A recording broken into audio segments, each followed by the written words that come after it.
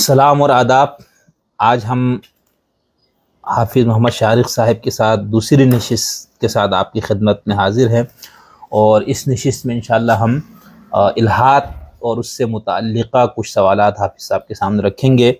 آپ کی دو کتابیں اس پہ ہیں، ایک تو الہات ایک تعارف، اس میں آپ کے یعنی محمد دین جوہر، محمد مبشر نذیر اور حافظ محمد شارق یہ مختلف مضامین کا مجموعہ ہے، لیکن پھر آپ کی ایک مستقل تصنیف بھی ہے الہات اور جدید ذہن کے سوالات، اور ایک اور کتاب جو انڈیا سے چھپی ہے انشاءاللہ یہاں پر بھی چھپنے والی ہے، شائع ہوگی، تو وہ آپ کو سوشل میڈیا وغیرہ سے پتہ بھی لگ جائے گا، وہ ہے لادینیت اور اس کے نظریاتی محرکات۔ تو وہ کتاب بھی بہت پائے کی ہوگی۔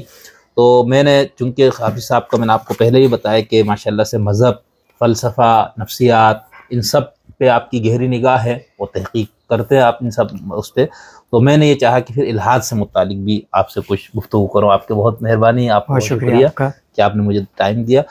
شارق صاحب یہ بتائیں کہ آپ کے خیال میں الہات جب لفظ ہم استعمال کرتے ہیں تو یہ ہے کیا؟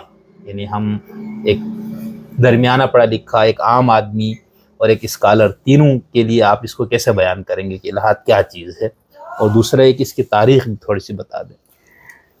الہات کے لیے جو ہمارے اسلامک لٹریچر میں جو الفاظ استعمال کیا جاتا ہے وہ دہریت کا لفظ ہے جی، لیکن آج کل کے زمانے میں الہات کا لفظ جو ہے زیادہ معروف ہے، ورنہ اگر آپ ہمارے لٹریچر میں دیکھیں کلاسکس میں تو آپ کو وہاں پر الہات کا لفظ ہر اس انسان کے لیے ملے گا جو اسلام کے جو ایک متفقہ عقائد ہیں اس سے اختلاف کرتے ہوں، تو انہوں نے وہ انحراف کے معنوں میں لیا، لیکن ہم اسی موجودہ زمانے میں جو معنی ہیں اسی کو ہم لے کر چلتے ہیں۔ ایتھیزم جس کو ہم کہتے ہیں، تو ایتھیزم جیسا کہ نام سے ہی ظاہر ہے، یہ خدا یا کسی بھی مابعد الطبیعت یا سپر نیچرل طاقت کا انکار کرنے کا نام ہے۔ جب آپ یہ کہتے ہیں کہ اس کائنات کے اندر جو آخری حقیقت ہے وہ صرف اور صرف مادہ ہی ہے اور کوئی خدا، کوئی فرشتے، کوئی دیوتا، کوئی بھی اس طرح کی حقیقت نہیں ہے، تو اصل میں یہ الہاد ہوتا ہے۔ اب جب آپ الہاد کی بات کرتے ہیں، ایتھیزم کی بات کرتے ہیں، تو اس کے ڈفرینٹ شیڈز بھی ہوتے ہیں۔ پہلا تو یعنی انتہائی درجہ تو یہ ہے کہ آپ مکمل طور پر انکار کر دیں کہ خدا ہے ہی نہیں، ٹھیک ہے۔ دوسرا اس سے کم درجہ آپ کہہ سکتے ہیں کہ وہ یہ ہے کہ خدا کو خالق کے طور پر تو مان لیں لیکن عملی زندگی میں اس کا کوئی کردار نہ مانیں، جس کو ہم کہتے ہیں ڈیسٹ۔ ایسے لوگ وہ یہ کہتے ہیں کہ خدا نے اس کائنات کو تخلیق کیا ہے لیکن اب اس کائنات کے اندر کسی بھی قسم کی دخل اندازی نہیں کر رہا، لہٰذا اس سے نتیجہ کیا نکلتا ہے؟ وہ یہ کہ مذہب، وحی، رسالت، پیغمبر اور جتنے بھی معجزات یا اس طرح کی جو چیزیں ہوتی ہیں ان سب کا انکار ہو جاتا ہے۔ تو آپ خدا کو تو مان رہے ہوتے ہیں لیکن شریعت کو نہیں مان رہے ہوتے۔ تیسرا جو اس کا شیڈ ہے وہ تھوڑا سا لائٹ شیڈ آپ کہہ سکتے ہیں، جس میں لوگ خدا کو بھی مانتے ہیں، مذہب کو بھی مانتے ہیں، لیکن میں یہ سمجھتا ہوں کہ وہ بھی لادینیت ہی کی ایک قسم ہے کہ آپ نے اپنی عملی زندگی سے مذہب کو باہر کر دیا ہوتا ہے۔ صحیح، یعنی آپ ہو سکتا ہے نماز بھی پڑھ رہے ہوں، ہو سکتا ہے قرآن بھی پڑھ رہے ہوں، ہو سکتا ہے روزے بھی رکھ رہے ہوں، لیکن جب آپ زندگی کو دیکھتے ہیں، جب اپنے معاشی مسائل کو دیکھتے ہیں، جب آپ نے لوگوں سے ریلیشن شپ کو دیکھتے ہیں، یعنی زندگی کے جملہ جو مسائل ہیں، تہذیب کے جو جملہ مسائل ہیں، اس کو جب آپ دیکھتے ہیں تو آپ اپنے مذہب کے پیراڈائم سے نہیں دیکھتے بلکہ آپ جو مادی نقطہ نظر سے اس کو دیکھتے ہیں۔ صحیح۔ تو آپ کہہ سکتے ہیں کہ ایک سیکولر اپروچ جس کو ہم کہہ سکتے ہیں، یا لبرل اپروچ جس کو ہم عام طور پر کہتے ہیں، تو وہ یہ ہے۔ تو یہ تین شیڈز ہیں، اور اگر آپ اس کی تاریخ کی بات کریں تو میرے علم کے مطابق ماضی میں کبھی ایسا نہیں رہا کہ انسانوں نے مجموعی طور پر خدا کا انکار کیا۔ چند ایک لوگ ملتے ہیں اور ان کے بارے میں بھی یہ اختلاف ساتھ میں ملتا ہے کہ آیا کہ انہوں نے خدا کا انکار کیا ہے یا اس زمانے کے تصور خدا کا انکار کیا۔ جیسے گریک فلاسفرز جتنے بھی ہمیں ملتے ہیں، سقراط کو یا اگر آپ دیکھ لیں تو سقراط کے بارے میں بھی لوگوں نے کہا کہ یہ ملحد ہو گیا ہے، اور جب آپ اس کے چیزوں کو پڑھتے ہیں تو آپ کو یہ ملتا ہے کہ اس نے دیوتاؤں کا انکار کیا، اس زمانے میں جو دیوتا تھے، لیکن اس کے ساتھ آپ کو یہ بھی ملتا ہے کہ اس کے اوپر کوئی یعنی وہ خود یہ دعویٰ بھی کر رہا ہے۔ اب اس کی اوتھینٹسٹی بہرحال ایک محل نظر ہے، لیکن اگر ہم اس کو مان لیں تو بہرحال ہمیں یہ بات ملتی ہے کہ اس کے اوپر کوئی وحی ہو رہی ہے، کوئی ڈیمن کا ورڈ اس نے یوز کیا ہے کہ میرے اوپر آتا ہے اور مجھے بتاتا ہے کہ مجھے کیا کرنا ہے کیا نہیں کرنا۔ تو جو لفظ یہ جو الہاد کا جو تصور ہے یا خدا کے انکار کا جو تصور ہے، یہ آپ کو قدیم زمانے میں اتنے بڑے پیمانے پر نہیں ملتا۔ ہندوؤں کے ہاں کچھ تصور ملتے ہیں، لیکن وہ بھی خدا کو خالق کے طور پر نہیں مانتے، خدا کے وجود کو مانتے ہیں. اچھا.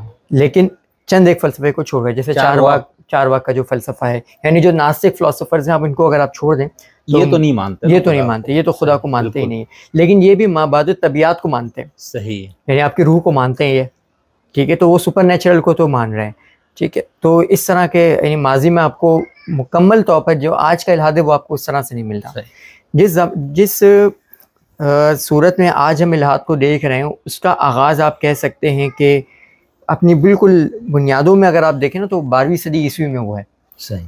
جب کرسچینٹی اور یہ جو سائنسدان تھے ان کا یعنی جو عقل پرست لوگ تھے ان کا آپس کے اندر جو اختلافات پیدا ہونا شروع ہو گئے، اور جب یہ اختلافات پیدا ہوئے تو کچھ لوگ اٹھے جنہوں نے مذہب کی مخالفت کرنا شروع کر دی. اچھا، ایسا بھی نہیں تھا کہ جو مخالفت کر رہے تھے، یعنی جو چرچ والے جو مخالفت کر رہے تھے سائنسدانوں کی، وہ تمام کی تمام چیزوں میں صحیح تھے یا تمام کی تمام چیزوں میں غلط تھے. بعض جگہ وہ لوگ غلط تھے، بعض جگہ وہ لوگ غلط تھے. اگر آپ تاریخ کا مطالعہ کریں تو ہمیں یہی ملتا ہے کہ جب کبھی سیکولر یا ملحد لوگوں کے ہاتھ میں حکومت آئی تو انہوں نے ان کے اوپر جو ہے نا وہ حملے کیے، ان کے اوپر ظلم کیے. جب مذہب پرست لوگوں کے ہاتھ میں آئی تو انہوں نے اس کے اوپر ظلم کیے. تو لوگوں نے، لیکن مجموعی طور پر جو ڈومیننٹ پاور رہی وہ سیکولر رہی، لہٰذا لوگ جو مذہب سے بیزار ہو گئے. اب اس کے پیچھے بہت سارے محرکات تھے، خود عیسائیت کے اپنے داخلی اسباب بہت زیادہ تھے. اس کے علاوہ سائنس، اور ہم نے پچھلے نشست میں بات کی تھی، سائنس اور ارتقاء اور اس طرح کے کچھ مسائل تھے جس وجہ سے کنفیوژن سی لوگوں کے ذہن کے اندر. تو یہ ایک مختصر سی تاریخ اور ایک مختصر سا تعارف الحاد کا. اچھا، یہ جو سیکولرزم یا لبرلزم کی ہم بات کرتے تو یہ آپ نے بہت اچھا اس طرف اشارہ فرمایا. یعنی ہم اس کو طالب علم کی طور پر یوں دیکھتے تھے کہ ایک تو اس کا سیاسی پہلو ہے، یعنی پرامن بقائے باہمی، سب کو آزادی ہے اظہار رائے کی، زندہ رہنے کا حق سب، اور ایک اسٹیٹ جو ہے اس کا مذہب نہیں ہونا چاہیے، مذہب ان لوگوں کی انفرادی ہے، ریاست جو ہے وہ اس کو مذہب کا ٹائٹل یا وہ نہیں لے.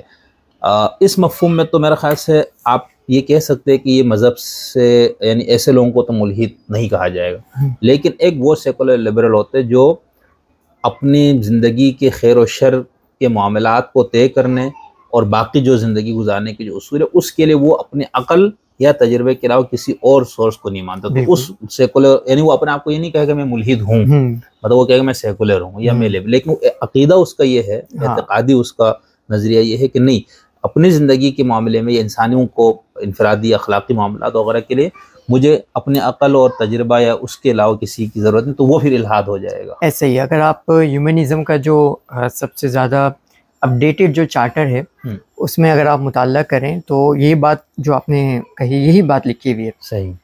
کہ ہیومنسٹ وہ ہوتا ہے جو عقل، سائنس کے علاوہ کسی بھی مافوق الفطرت، کسی بھی super natural source of information کو نہیں مانتا ہو. اچھا. اور کسی بھی ایسے سورس کو نہیں مانتا ہو جو کہ ناقابل تغیر ہو. جیسے ہم قرآن کو مانتے تو ہم کہتے ہیں کہ قرآن تو ناقابل تغیر ہے نا، بالکل اس کے اندر کوئی تبدیلی نہیں ہو سکتی اس کے قانون میں. تو وہ یہ کہتے ہیں کہ کسی وحی، کسی بھی سپر نیچرل سورس کو ہم نہیں مانیں. تو وہ ایک سیکولر نقطہ نظر بالکل ہے. ہم سیکولر سے زیادہ، کیونکہ سیکولر کی جب ہم بات کرتے ہیں تو وہ ایک پولیٹیکل، ایک سوشل تھیوری بن جاتی ہے، تو اس کے لیے بہتر لفظ ہیومنسٹ کا لفظ جو وہ زیادہ بہتر ہے.